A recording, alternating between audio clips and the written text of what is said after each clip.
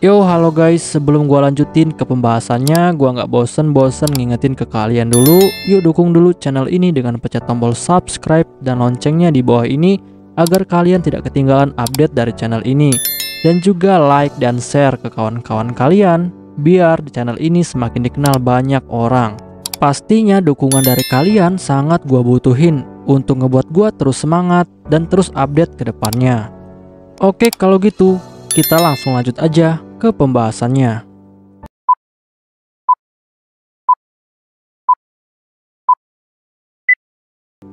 Yo, halo guys, kali ini gua bakal ngebahas light novel Mahoka Koko no Retosei volume ke-31 chapter ke-4.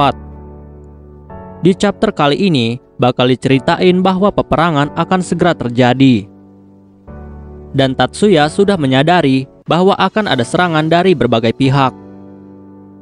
Untuk kalian yang belum nonton chapter sebelumnya, silakan ditonton terlebih dahulu. Keesokan harinya, pada tanggal 30 Juli, Yotsubamaya melakukan sebuah pertemuan dengan Panglima Militer Jepang, yaitu Jenderal Soga. Dan setelah Maya dan Soga saling bertemu, mereka pun mulai menyapa satu sama lain. Tapi di sini, Soga sedikit agak waspada terhadap Yotsubamaya. Karena Soga tahu bahwa Yotsuba pasti akan membahas tentang tindakan Jenderal Saeki yang ingin membangun pangkalan militer di Pulau Miyaki. Dan Soga juga sangat tahu bahwa keluarga Yotsuba memiliki hak penuh untuk mempertahankan Pulau Miyaki. Dan pihak militer tidak akan dapat memaksa keluarga Yotsuba untuk menyerahkan Pulau Miyaki kepada militer. Dan karena hal inilah, Soga pun menjadi sangat waspada terhadap Yotsubamaya. Dan tidak lama, pembicaraan pun akhirnya dimulai. Setelah itu, Maya pun lalu bertanya kepada Jenderal Soga. Maya bilang kepada Soga, apakah Jenderal Soga sudah tahu tentang adanya suatu tindakan ilegal di dalam militer. Dan tindakan ilegal itu adalah adanya penyelundupan seorang penyihir dari Aliansi Asia Raya, yaitu Lu Ganghu. Dan Soga yang mendengar itu, dia pun menjadi sangat terkejut, karena dia merasa bahwa dia belum tahu apapun tentang hal itu. Lalu Soga pun langsung meminta Yotsubamaya untuk menceritakan semuanya. Dan Maya pun dengan cepat langsung memberitahu Jenderal Soga. Maya bilang kepada Soga bahwa ada seorang jenderal militer yang sudah mengetahui tentang penyelundupan dari Lu Ganghu. Tapi jenderal itu tidak melakukan tindakan apapun. Dan malahan jenderal itu hanya membiarkannya saja tanpa melakukan tindakan pencegahan. Jenderal Soga yang mendengar itu, dia pun menjadi sangat terkejut. Karena Soga sangat tahu bahwa tindakan dari jenderal itu sangatlah berbahaya untuk negara. Lalu Soga pun langsung bertanya kepada Maya, apakah Maya tahu siapakah identitas dari jenderal itu? Dan Maya pun langsung memberitahu Jenderal Soga bahwa orang itu adalah Jenderal Saeki. Soga yang mendengar itu, dia pun menjadi sangat terkejut. Tetapi Soga tidak dapat percaya begitu saja. Dan Soga pun curiga bahwa yang dikatakan oleh Maya adalah suatu kebohongan. Tetapi Soga juga sadar bahwa dia tidak bisa membiarkan hal ini. Dan Soga pun berpikir bahwa dia harus segera melakukan penyelidikan. Setelah itu, Maya pun lalu bilang kepada Soga bahwa memang benar saat ini dia tidak punya bukti apapun untuk membuktikan Saeki bersalah. Tetapi Maya lalu bilang kepada Soga bahwa walaupun dia tidak punya bukti, tapi dia memiliki seorang saksi. Dan saksi itu akan bisa membuktikan jika Saeki bersalah. Soga yang mendengar itu, dia pun langsung bertanya kepada Maya, siapakah saksi itu? Dan Maya pun langsung memberitahu Jenderal Soga bahwa saksinya adalah bawahan dari Jenderal Saeki. Dan orang itu adalah Letnan 1 Fujibayashi Kyoko. Dan Maya juga lalu menambahkan sedikit kebohongan. Maya bilang kepada Jenderal Soga bahwa informasi ini berasal dari Kyoko. Dan alasan Kyoko memberitahu Yotsubamaya adalah karena Kyoko sudah sangat tertekan oleh tindakan pengkhianatan yang dilakukan oleh Jenderal Saeki. Sehingga saat Kyoko menghadiri acara pemakaman Kudoretsu, Kyoko kebetulan mengadukan semuanya kepada Maya. Dan tentu saja cerita ini adalah suatu kebohongan. Tetapi Soga tidak akan menyadari tentang hal ini. Dan Soga yang mendengar itu, dia pun akhirnya tidak punya pilihan selain percaya. Tetapi tidak sampai di situ. Maya pun langsung memerintahkan Hayama untuk memberikan sebuah kertas kepada Sogo. Dan kertas itu ternyata adalah sebuah kertas yang berisi informasi bahwa Jenderal Saeki dan juga Kudo Makoto telah melakukan kerjasama. Dan kerjasama itu adalah kerjasama dalam pengembangan parasit doll atau boneka parasit. Dan dananya menggunakan anggaran militer. Dan ini adalah penelitian ilegal yang dilakukan oleh Jenderal Saeki. Jenderal Sogo yang melihat hal itu, dia pun menjadi sangat syok. Karena dia mengetahui bahwa Jenderal Saeki telah melakukan tindakan yang sangat fatal. Setelah itu, Sogo pun lalu berterima kasih kepada Maya atas semua informasi yang telah dia dapatkan. Dan Sogo pun langsung berjanji kepada Maya bahwa dia akan segera melakukan tindakan terhadap Jenderal Saeki yang telah terbukti bersalah. Dan Sogo juga langsung berjanji kepada Maya bahwa dia akan menghentikan pengajuan pembangunan militer di Pulau Miyaki yang telah direncanakan oleh Saeki. Maya yang mendengar itu, dia pun langsung tersenyum. Dan pembicaraan pun akhirnya selesai. Keesokan harinya, pembangunan pangkalan militer di Pulau Miyaki pun sudah resmi dihentikan.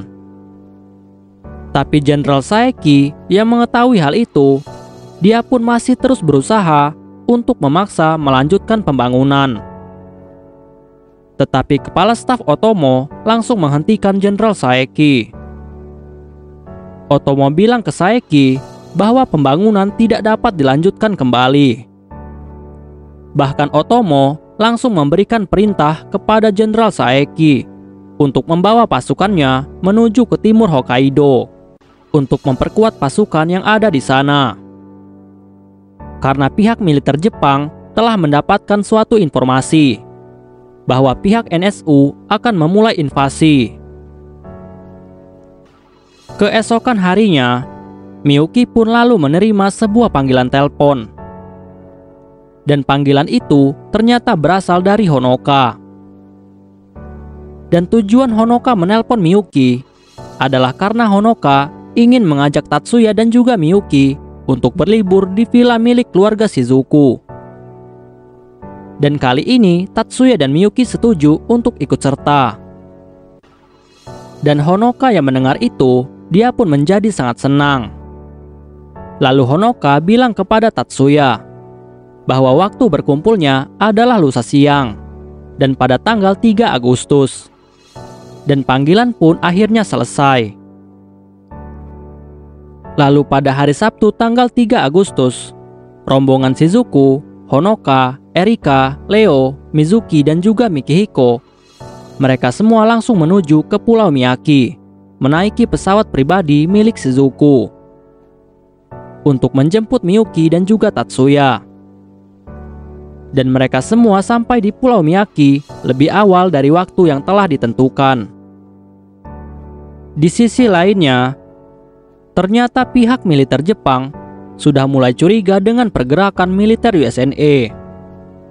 Pihak Jepang sudah sangat yakin bahwa pihak militer USNA telah mengerahkan beberapa pasukannya menuju ke Pulau Izu. Dan perlu diketahui saat ini bahwa hubungan USNA dan juga Jepang sedang tidak stabil. apalagi saat Jepang berperang melawan aliansi Asia Raya. Dan dalam peperangan itu, Jepang pun berhasil menang melawan aliansi Asia Raya. Karena saat perang itu, ternyata Jepang memiliki seorang penyihir kelas strategis yang sangat rahasia. Dan penyihir kelas strategis itu menggunakan sihir material bars. Dan sihir itu juga berhasil menciptakan suatu insiden yang dikenal sampai saat ini dengan insiden Scourge Halloween. Dan karena hal inilah, akhirnya pihak USNA menganggap Jepang sebagai ancaman. Tetapi saat ini, Jepang juga tidak bisa dengan terang-terangan menunjukkan sikap bermusuhan terhadap pihak USNA. Dan untuk saat ini, pihak militer Jepang tidak bisa berbuat banyak tentang pergerakan militer ke Pulau Izu. Karena pihak USNA sudah melakukan konfirmasi bahwa operasi militer USNA kali ini bukanlah untuk menyerang Jepang, tapi untuk menangkap seorang teroris yang sudah merusak 2 basis militer milik USNA. Dan Jepang tidak memiliki wewenang untuk mengganggu operasi militer dari negara sahabat. Dan akhirnya, pihak militer Jepang pun memutuskan untuk selalu bersiaga. Di sisi lain, di rumah keluarga Yotsuba di Pulau Miyaki, Tatsuya saat ini sedang makan siang dengan teman-temannya.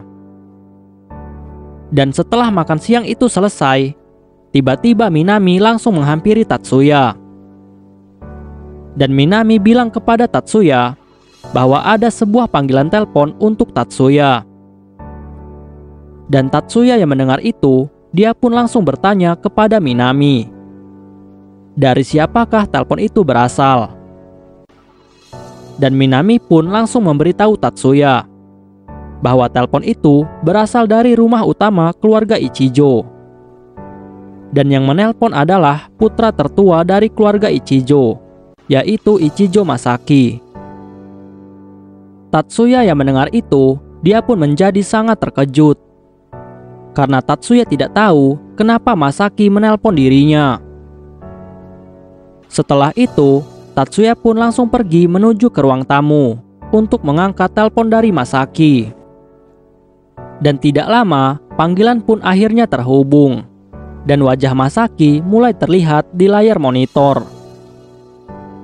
Lalu Tatsuya pun langsung bertanya kepada Masaki, ada perlu apa Masaki menelpon dirinya? Dan Masaki pun dengan cepat langsung memberitahu Tatsuya bahwa dia telah mendapatkan sebuah informasi dari ayahnya. Dan informasi itu mengatakan jika beberapa kapal perang USNA sedang menuju ke Pulau Izu. Dan sasaran invasi itu kemungkinan adalah Tatsuya. Dan Tatsuya yang mendengar itu, Tatsuya pun langsung bertanya kepada Masaki, apakah tujuan dari kapal perang USNA itu adalah benar untuk invasi atau hanya untuk latihan? Dan Masaki pun langsung memberitahu Tatsuya.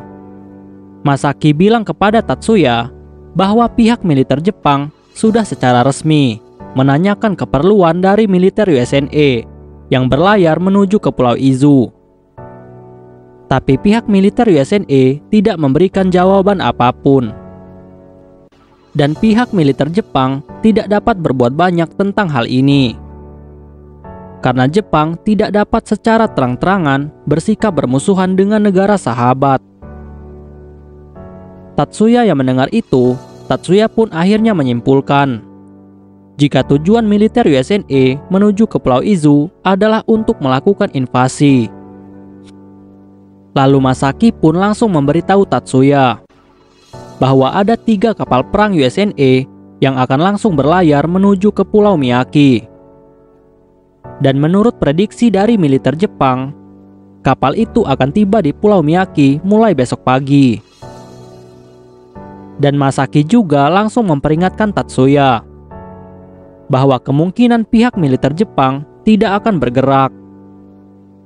Karena militer Jepang tidak bisa mengganggu operasi rahasia dari pihak militer USNA. Dan pihak USNA juga sudah melakukan konfirmasi kepada Jepang bahwa operasi ini bukan untuk menyerang Jepang, tapi untuk menangkap seorang teroris. Dan pihak Jepang tidak bisa mengganggu operasi ini. Tatsuya yang mendengar itu, dia pun tidak terkejut sama sekali. Dan Tatsuya langsung memberitahu Masaki bahwa keluarga Yotsuba saat ini sedang memiliki banyak masalah dengan pihak militer. Jadi wajar saja pihak militer Jepang tidak akan membantu keluarga Yotsuba. Dan Masaki yang mendengar itu, dia pun menjadi sangat kesal. Masaki kesal karena seharusnya keamanan seluruh wilayah negara adalah tugas militer. Dan militer harusnya mengirimkan bantuan untuk keluarga Yotsuba. Karena Yotsuba juga adalah warga negara Jepang. Setelah itu, Masaki pun langsung menawarkan bantuan kepada Tatsuya. Masaki bilang kepada Tatsuya, apakah Tatsuya membutuhkan bantuan dari keluarga Ichijo untuk mempertahankan Pulau Miyaki. Dan keluarga Ichijo akan dengan senang hati membantu keluarga Yotsuba dalam melawan invasi USNA. Tapi Tatsuya langsung menolak hal itu. Tatsuya bilang kepada Masaki bahwa hal itu akan sangat menyusahkan untuk keluarga Ichijo. Karena saat ini, bagian utara Jepang yang dijaga oleh keluarga Ichijo masih belum aman. Dan pihak NSU pasti akan melakukan invasi lagi ke wilayah bagian utara Jepang. Dan Ichijo pasti membutuhkan banyak kekuatan untuk melawan invasi itu. Masaki yang mendengar itu, dia pun menjadi sangat terkejut. Karena sebelumnya dia tidak tahu bahwa pihak NSU akan melakukan invasi. Dan Tatsuya juga lalu memberitahu Masaki bahwa operasi militer USNA kali ini kemungkinan adalah operasi ilegal. Karena pihak USNA pasti tidak akan setuju untuk melakukan operasi di wilayah negara sahabat. Masaki yang mendengar itu, Masaki pun akhirnya mengerti. Dan Masaki bilang kepada Tatsuya bahwa dia dan keluarga Ichijo pasti akan melindungi wilayah utara. Dan Tatsuya lalu bilang kepada Masaki bahwa dia pasti akan melindungi Miyuki. Masaki yang mendengar itu, dia pun menjadi sangat kesal dan mukanya langsung memerah. Dan panggilan pun akhirnya berakhir. Setelah panggilan selesai, Tatsuya pun langsung kembali ke ruang makan. Dan Tatsuya langsung memberitahu kepada teman-temannya bahwa ada sesuatu hal yang ingin dia beritahukan kepada mereka. Lalu Tatsuya langsung memberitahu mereka semua bahwa besok Pulau Miyaki akan diserang oleh pasukan USNA. Dan ada kemungkinan bahwa pulau-pulau yang ada di dekat Pulau Miyaki akan terkena dampak dari serangan. Erika yang mendengar itu, dia pun langsung bertanya kepada Tatsuya, apakah serangan ini adalah serangan resmi dari negara USNA? Tapi Tatsuya langsung membantah hal itu. Tatsuya bilang ke Erika bahwa serangan ini adalah operasi ilegal. Dan negara USNA pasti tidak akan setuju untuk melakukan operasi ini. Karena operasi ini dapat merusak hubungan antar kedua negara. Dan Tatsuya menebak bahwa operasi ini pasti didalangi oleh Edward Clark. Lalu Leo pun langsung bertanya kepada Tatsuya, jika USNA akan menyerang besok, harusnya saat ini militer Jepang sudah bersiap-siap di Pulau Miyaki. Tapi Tatsuya langsung memberitahu Leo bahwa kemungkinan militer Jepang tidak akan bergerak. Leo yang mendengar itu, dia pun menjadi sangat kesal. Lalu Mikihiko langsung bertanya kepada Tatsuya, apakah kali ini ada pasukan parasit yang akan ikut dalam penyerangan? Dan Tatsuya pun langsung memberitahu Mikihiko bahwa ada beberapa parasit yang akan ikut dalam penyerangan. Mikihiko yang mendengar itu, dia pun langsung menawarkan bantuannya kepada Tatsuya. Mikihiko bilang kepada Tatsuya bahwa dia sebagai penyihir kuno tidak akan bisa membiarkan parasit terus berkeliaran. Tapi Mizuki langsung menghentikan Mikihiko. Mizuki bilang kepada Mikihiko bahwa lawan mereka kali ini adalah militer USNA, dan hal ini sangatlah berbahaya. Bahkan Tatsuya juga langsung menentang hal itu. Tatsuya bilang kepada Mikihiko bahwa Mikihiko tidak perlu khawatir, karena dia pasti akan memusnahkan semua parasit. Tapi Erika langsung membantah Tatsuya. Erika tetap kekeh ingin membantu Tatsuya, dengan alasan bahwa jika ada warga sipil yang menjadi saksi tentang invasi ilegal USNA, maka hal itu akan dapat membuktikan jika USNA telah bersalah. Tatsuya yang mendengar itu, dia pun tidak bisa menjawab. Dan Tatsuya pun akhirnya mengizinkan teman-temannya untuk tetap berada di Pulau Miyaki. Tetapi Tatsuya tidak mengizinkan mereka untuk ikut berperang. Dan mereka hanya diizinkan untuk menonton saja dari ruang kontrol. Dan Tatsuya langsung bertanya kepada Minami, ada berapa kamar yang kosong saat ini? Dan Minami pun langsung memberitahu Tatsuya bahwa saat ini kamar kosong hanya ada 2. Dan Tatsuya pun akhirnya memutuskan untuk mengizinkan Erika, Leo, dan juga Mikihiko untuk tetap di Pulau Miyaki. Dan karena kamarnya hanya ada 2, maka Mizuki, Shizuku, dan juga Honoka langsung disarankan oleh Tatsuya untuk segera pulang sebelum malam. Honoka yang mendengar itu, dia pun terlihat sangat kecewa. Tapi Shizuku langsung menenangkan mereka. Dan Shizuku bilang bahwa mereka tidak punya pilihan selain kembali. Setelah itu, Tatsuya pun langsung membuat panggilan ke rumah utama Yotsuba. Dan orang yang mengangkat telepon itu adalah Hayama, pelayan dari Yotsuba Maya. Dan setelah panggilan terhubung, Tatsuya pun langsung memberitahu Hayama bahwa militer USNA akan melakukan serangan ke Pulau Miyaki. Hayama yang mendengar itu, dia pun tidak terkejut sama sekali. Karena ternyata keluarga utama Yotsuba sudah mengetahui tentang informasi ini. Lalu Hayama pun langsung memberitahu Tatsuya bahwa keluarga Shibata sudah diperintahkan oleh Maya untuk melakukan pencegatan terhadap musuh. Dan untuk pasukan parasit, Hayama lalu bertanya kepada Tatsuya, apakah Tatsuya membutuhkan bantuan dari keluarga Tsukuba? Tapi Tatsuya tidak menjawabnya. Tatsuya hanya bilang bahwa dia menyerahkan keputusan itu kepada kepala keluarga.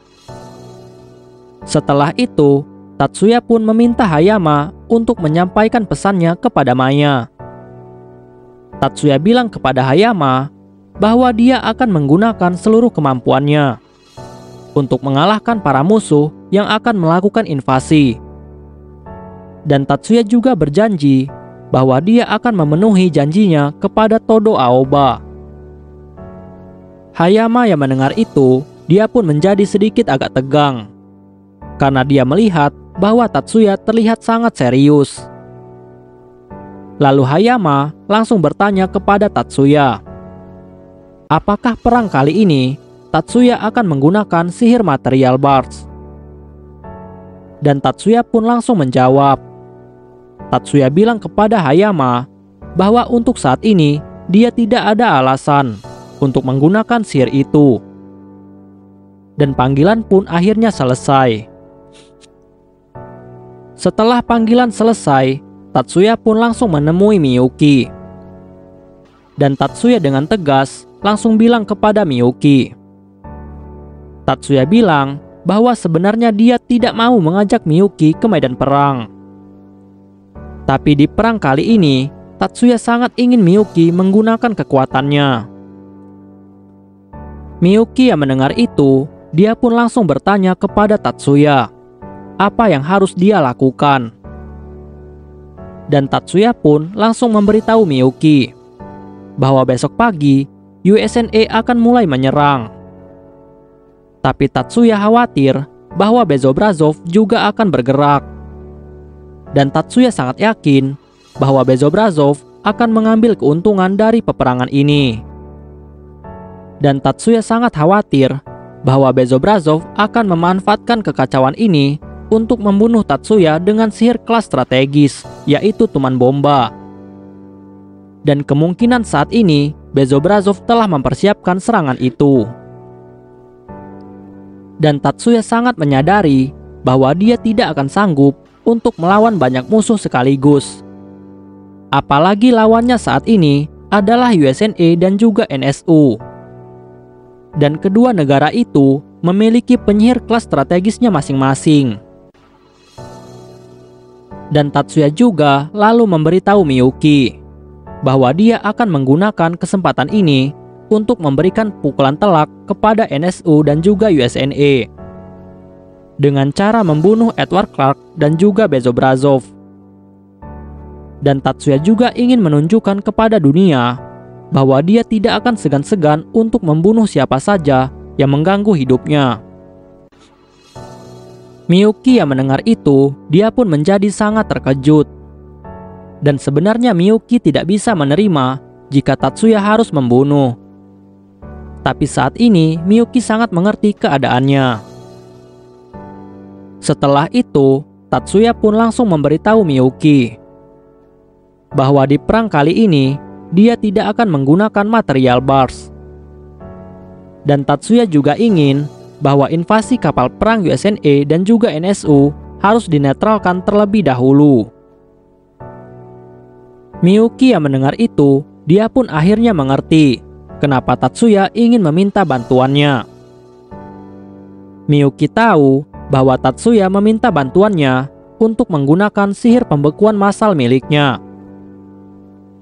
Dan sihir pembekuan massal adalah sebuah sihir yang setingkat dengan sihir kelas strategis. Dan sihir ini bernama sihir Glacial Edge. Glacial Edge adalah sihir kelas strategis yang dimiliki oleh Miyuki. Dan sihir ini telah diciptakan oleh Tatsuya. Tetapi sihir ini sangatlah rahasia dan tidak terdaftar sebagai sihir kelas strategis. Tetapi kekuatan dari sihir ini tidak kalah kuat dengan sihir kelas strategis yang lain. Dan jika dunia mengetahui tentang sihir ini, maka secara otomatis Miyuki akan menjadi penyihir kelas strategis. Dan sihir ini juga akan terdaftar sebagai salah satu dari sihir kelas strategis. Setelah itu, Tatsuya pun langsung memberikan Miyuki sebuah CID khusus. Dan CID khusus ini adalah sebuah CID yang digunakan untuk melepaskan sihir kelas strategis milik Miyuki, yaitu Glacial Edge. Dan perlu diketahui bahwa semua sihir kelas strategis pasti membutuhkan CID khusus untuk dapat melepaskannya. Dan di dalam pertempuran kali ini adalah pertama kalinya Miyuki menggunakan sihir kelas strategis miliknya, yaitu Glacial Edge. Bahkan Miyuki belum pernah mencoba ataupun latihan untuk menggunakannya. Tapi Tatsuya bilang kepada Miyuki bahwa Miyuki tidak perlu khawatir, karena CID khusus ini dibuat Tatsuya untuk tidak membebani area perhitungan sihir milik Miyuki. Glacial Edge adalah sebuah sihir kelas strategis yang diciptakan Tatsuya dari penggabungan sihir Nilfheim milik Miyuki dengan sistem chain casting dari sihir tuman bomba milik Bezobrazov. Dan Tatsuya juga meminta Miyuki untuk menggunakan sihirnya dari dalam ruang komando agar musuh tidak bisa melihat Miyuki. Dan Miyuki yang mendengar itu, dia pun langsung bertanya kepada Tatsuya kenapa dia harus bersembunyi saat dia menggunakan sihir Glacial Edge. Dan Tatsuya pun langsung memberitahu Miyuki. Tatsuya bilang ke Miyuki bahwa jika pihak musuh melihat Miyuki menggunakan sihir Glacial Edge, maka pihak USNA pasti akan langsung mengidentifikasi bahwa Miyuki adalah seorang penyihir kelas strategis. Karena Miyuki telah menggunakan sihir area luas yang setingkat dengan sihir kelas strategis. Dan jika hal itu terjadi, maka Miyuki akan dipastikan menjadi salah satu dari penyihir kelas strategis. Dan hal itu akan sangat berbahaya untuk Miyuki dan juga keluarga Yotsuba. Karena Miyuki nantinya akan menjadi sasaran dari pihak luar. Dan Tatsuya tidak ingin hal itu terjadi. Dan pembicaraan pun akhirnya selesai. Dan besok pagi, peperangan akan segera dimulai. Oke guys, pembahasan kita di chapter kali ini selesai sampai di sini dulu, dan kita bakal lanjut lagi di chapter selanjutnya. Di sini bakal gua kasih tahu dulu kenapa gua sedikit agak telat ya, sedikit agak telat. Itu dikarenakan gua baru sembuh dari sakit. Dan gua juga mau ingetin ke kalian bahwa kalian juga harus jaga kesehatan. Mending tetap di rumah aja daripada harus main keluar, karena kalian gak tahu bahwa menderitanya sakit ini. Dan gua sendiri aja udah ngalaminnya. Dan jangan sampai ini terjadi lagi ya, sama gua ataupun sama kalian. Oke guys, itu sekedar info dari gua aja sih. Buat kalian yang belum terkena sakit ya, tetap jaga jarak dan mending selalu di rumah. Ya, selalu di rumah. Oke, see you next time, bye-bye.